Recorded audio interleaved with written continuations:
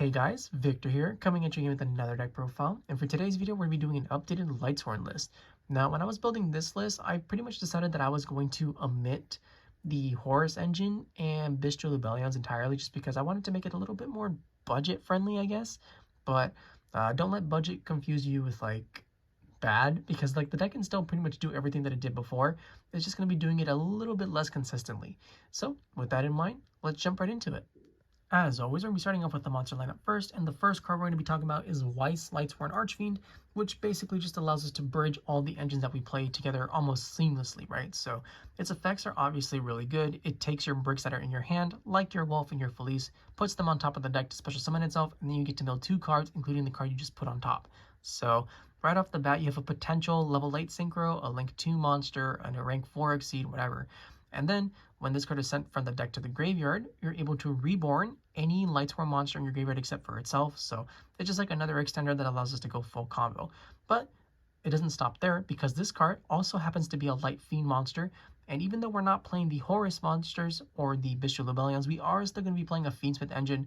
And even if you don't want to fully commit to it, having the ability to go into like a full or just a small Fiendsmith engine of like double engraver and then like a Tract, for example, is still really good, because it means that you have access to cards like DDD Wave High King Caesar, which provides you with special summon negates, which is something that this deck sorely lacks. But yeah, 3 Weiss, gotta play it. Then to accompany our 3 Weiss, we're playing 3 Lightsworn Dragonling, as this card, if it's special summon, foolishes any Lightsworn card from your deck to the graveyard. So it's basically just full combo the moment it hits the field, right? And then when this card is sent to the graveyard, and it doesn't have to go from deck. This is one of the few cards that triggers whenever it goes to grave. So from hand, field, whatever.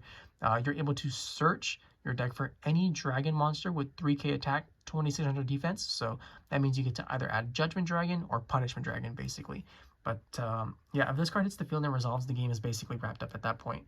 That's it for the 3 ofs though. Then for the 2 ofs, we're playing 2 Felis Lightsworn Archer and 2 Wulf Lightsworn Beast. Both of them are able to bring themselves back whenever they're milled. However, in the case of Felis, they do have to be milled by a monster effect. So just be a little bit aware about that, right? So if you hit it by, say, Charge of the Light Brigade, it won't trigger. So you have to be a little bit careful when you're milling, I guess, for the most part. But yeah, 2 and 2, perfect ratio in my opinion. Then for the 1 ofs, just 1 Raiden hand in the Lightsworn. You basically never use your normal summon anyways, so just being able to add a Raiden, for example, and normal summon it, mill 2. And then this is probably my favorite one to open up as well whenever I have like a Bystial monster in my hand, right? As you normal the Raiden, you mill the 2, you're probably going to hit a Letter Dark, you get to special summon a Bystial, and then you go for Dissipator right away, and then Dissipator will be able to like bring back a monster that's banished, and you know, just little cute things like that that go a long way in helping you establish your board. Then lastly, we're playing the 1 Punishment Dragon. I pretty much prefer Punishment Dragon to Judgment Dragon purely because of the Malice matchup, right? As that deck is always trying to banish their monsters. So what you're going to do with Punishment is you're going to chain its effect, shuffle it back into the deck, and then they lose a key resource, and that's probably lights out for them. And that's it for the Lightsworn portion. And then for the other cards that we're playing, we're going to be playing 3 Ash Blossom and Joyous Spring, as this deck just basically immediately folds to any Mold Charmy. Perulia, Fulos, Meows, doesn't matter. They all completely body us, so being able to Ash Blossom at least one of those and potentially play is going to be greatly appreciated. Then for the other cards, I did mention that we are playing a Fiendsmith engine earlier, but I opted to go all in this time, so that means we're playing the 2 Engraver, the 1 Lacrima, and the 1 Lurrie. Now, you can obviously just cut the Lurrie and cut the Lacrima entirely and just play double Engraver, which opens up a couple more additional slots as well, especially for when it comes to like the spell and trap section, right? And basically just play DDD Wave High King Caesar Turbo with these 2 if you want, and that's like a really cheap alternative method as well. And like I said earlier, High King Caesar is greatly appreciated since it allows us to have some kind of negate that we normally otherwise wouldn't have access to. But even though I just basically wanted to go for like the full package in a sense, just so that we can have as many options as possible. But like I said, if you want to play the budget way, you absolutely can. Then for the Bystials, even though we're not playing Bystial Baldrake, we are playing a lot of Bystial monsters. So we're playing the 1 Magnamhut, the 1 Druiswurm, and the 3 Baldrake, just so that we can have already like in-game synergy with ourselves, right? Like I mentioned earlier, these cards pair really well with Raiden, but there are still a lot of light and dark decks in the format, so just being able to generally disrupt your opponent with cards that most decks can't really play like in this amount is pretty good in my opinion. Especially when you get paired up against like a Mitsurugi deck or a Blue Eyes deck, right? That are entirely lights and darks.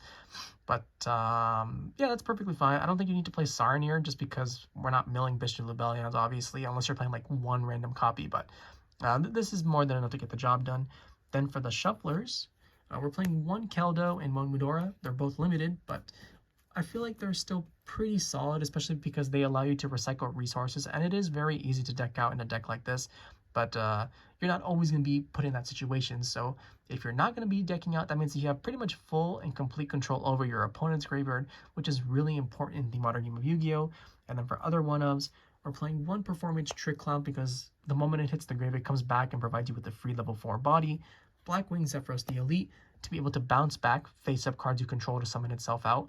And the one that I typically tend to bounce with this is either going to be like a Punishment Dragon, because you just go Zephyros, bounce Punishment, and then re-special summon Punishment, or a Bystial monster that I would like to reuse during my opponent's turn. And then lastly, we're playing one Ringowurm, the Dragon Guardian, the 100 Apples. So we don't really care about like the hand effect, even though it does allow us to extend through Nibiru a little bit more easily. What we do care about, however, is its graveyard effect, where if we synchro summon a monster this turn, we can banish this card from the graveyard in order to special summon a level 2 tuner dragon token. And that dragon token actually does a lot for this deck, right? As it means that we can use our level 8 synchro or our level 8 monsters in the form of, say, Punishment Dragon, and then synchro that into a Dissipator. We can turn our Bystials into a level 8 monster. We don't even have to synchro summon with it, right? Because it's a dragon monster, we can use it as material for cards like Hieratic Dragon Seal, or we can just use it for like link monsters in general because there's no restriction. It's just, you can do whatever you want with it. So, and we're going to be synchro summoning literally every single game anyways, so it's not like it's an incredibly difficult thing to pull off. But yeah, I just really enjoy this card. And with that, that's the monster lineup, and now we can finally move on to the spell and trap portion.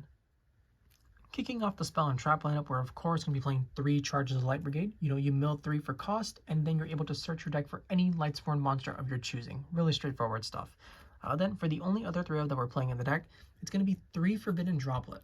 So of all the board breakers being cards like Dark Ruler No More, Book of Eclipse, and Forbidden Droplet, I basically just added or opted to go for the Droplet because I feel like it has the most synergy with the deck itself, right? As in addition to being able to break your opponent's board, this also gives you the opportunity to be able to send cards that you don't necessarily want in your hand, like Blackwing Zephyros, like Trick Clown, like a Lightsworn monster, just to be able to feed into your Lightsworn Dragonlings, or even something like a Fiendsmith in Paradise, which, spoiler, we are going to be playing. But point is, being able to put cards in the graveyard that we want there is pretty good for the general game plan of the deck. So yeah, 3 Droplet, it's probably my favorite board breaker currently for this deck. And we don't play any 2-ofs, but 1-ofs. We're playing one Fiendsmith Tract, which, once again, if you're playing a budget version, you just cut this one and play Sanct instead. It really doesn't matter all that much. We're playing one Call by the Grave, one Triple Tactics Talent, and one Foolish Burial to finish off our spell lineup. Really small compared to the monster lineup, but they're all really impactful with what they do. And then for the one track that we're playing, it's going to be the one Fiendsmith in Paradise, just so that we have another form of interaction with our opponent during their turn. And with that, that's the spell and trap lineup, and now we can move on to the extra deck. Now that we're on the extra deck portion of the video, the first card we're going to be talking about is Necropquip Princess, which is basically the ones that allow us to turn any of our light fiends into a level 6 monster, as long as we have a Fiendsmith Requiem in the graveyard, which, if you're getting to this point, you probably have the Requiem already, right? But this is basically just like here so that we can have an easy way to make a rank 6 play. And then we have the Fiendsmith Desirae, which is going to be the main target that we're sending off of our Fiendsmith in Paradise, but every once in a while you will make this the hard way. That's it for the fusions. Then for the exceeds, we're playing one number 60 Dugares, the Timeless. Just a fantastic card overall. We don't really care about the boost effect, but the other 2 effects are great, as we can either draw 2 cards, discard 1 card, so we get rid of breaks like Zephyros or Trick Clown, and then draw 2 cards deeper into our deck. Or we get the option to reborn a monster, which this is a fantastic way of just being able to bring back cards like Lightsworn Dragonling, which if you don't have in your hand and you mill them at some point, you can just bring it back with your Dugares, and then because it was special summoned, it still triggers its effect. Then for the other exceeds, we're playing one DDD Wave High King Caesar. It's the only rank 6. We don't really need to play something like Pilgrim Reaper just because we're already milling so much. And then we have one Zombie Vampire. which is another reason why we don't have to play Pilgrim Reaper, because we're going to be making this pretty much every time. And you may be wondering, how do we make this when we play so few level 8s, right? We don't play the Bystial Lubellions, we're not playing the Horus engine. It seems pretty difficult to make. And you couldn't be more wrong. Literally, the moment Minerva hits the field, which is the level 8 synchro, you're going to be banishing 4 Lightsworn monsters with different names to be able to summon the Punishment Dragon, and boom, just like that, you have 2 level 8 monsters to allow you to make this and then mill 4 more cards. Really simple stuff, right? That's it for the Exceeds, though. And then for the links, we have the Fiendsmith Requiem to be able to summon out our Fiendsmiths from the deck, Moon of the Closed Heaven so that any 2 monsters can become full Fiendsmith combo, Fiendsmith Sequence to be able to summon out Fiendsmith Desirae every once in a while. We're playing 1 SP Little Knight.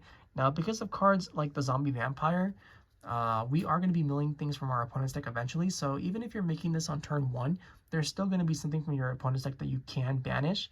And hopefully it's a good one, because, you know, 4 cards, while it may not be a lot, can sometimes just be the end of the world in certain situations. Then we're also playing 1 Hieratic Seal of the Heavenly Spheres. This deck plays plenty of dragon monsters, so it's not like you're starving for materials to make it. And then lastly, we're playing 1 Saryuja Skuldra, just because this deck pumps out monsters like there's nothing, or like there's no tomorrow, I guess. And it's very easy to just become clogged with monsters, so having a link 4 that we can make that clears up our board as well as draws us 4 cards and puts bricks at the bottom of the deck is greatly appreciated. That's it for the links, though. And then for the synchros, we're playing 1 Minerva the Athenian Lightsworn for the full Lightsworn combo, 1 Cypher Lord Omega, as it's probably the best generic rank 8 synchro monster we can play, as being able to take cards out of our opponent's hand and recycle banish cards, as well as when it's in the graveyard, right, we can shuffle this card plus another card back. All 3 of its effects are really solid and just help in the general overall game plan. And then that's it for the level 8s. And for the level 10s, we're playing 1 Bystial Dissipator. It's obviously an incredibly strong card, but my favorite thing to do with it is when we're banishing Omega, we bring it back with Dissipator, and then we banish a second card from our opponent's hand. And most of the time, 4 cards, including the card that they are drawing, of course, isn't going to be enough to be able to break our board.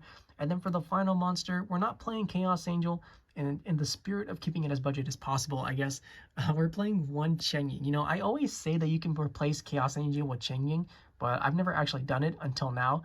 And this is just like a good generic level 10 synchro monster that you can make incredibly easily, right?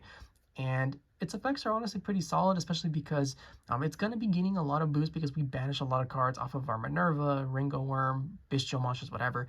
And then because we can basically banish at will, we are able to trigger its other effect as well to be able to banish a card from our opponent's side of the field in graveyards. So just like another really strong general nuisance that we can make to ideally set up a pretty strong end board.